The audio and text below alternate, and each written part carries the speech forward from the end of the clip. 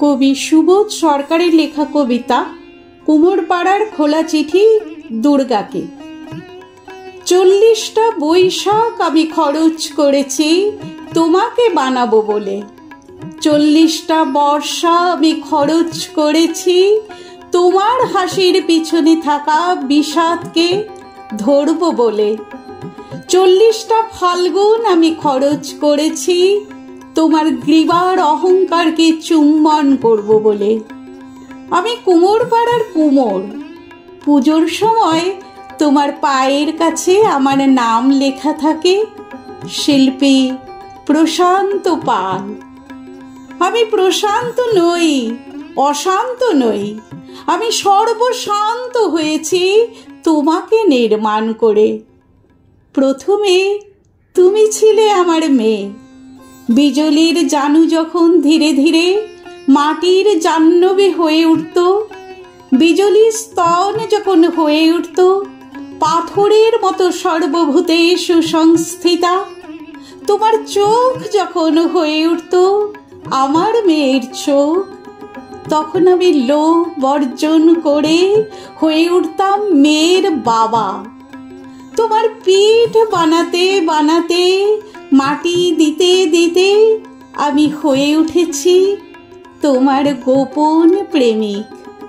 তোমার পিঠে মধ্যরাতে গোপন চুম্বন করে বলেছি তোমাকে আমি ছাড়ব না, তোমাকে আমি আমেরিকায় যেতে দেব না।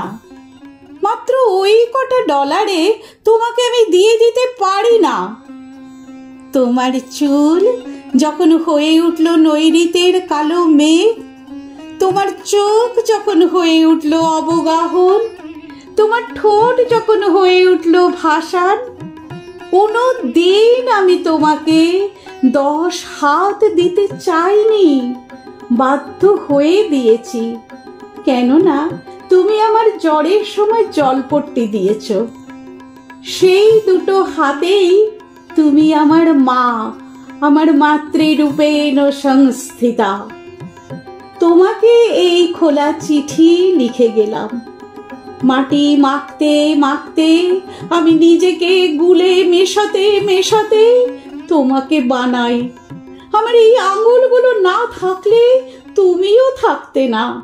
আমার 40টা ফাল্গুন, আমার 40টা বৈশাখ খরচ করেছি একবার তোমাকে চোখ ভরে দেখব বলে। ওরা যখন তোমাকে এসে লরিতে তোলে তখন আমার বুক ফেটে যায়। কোন বাবা চায় তার মেয়েকে লরিতে তুলে দিতে?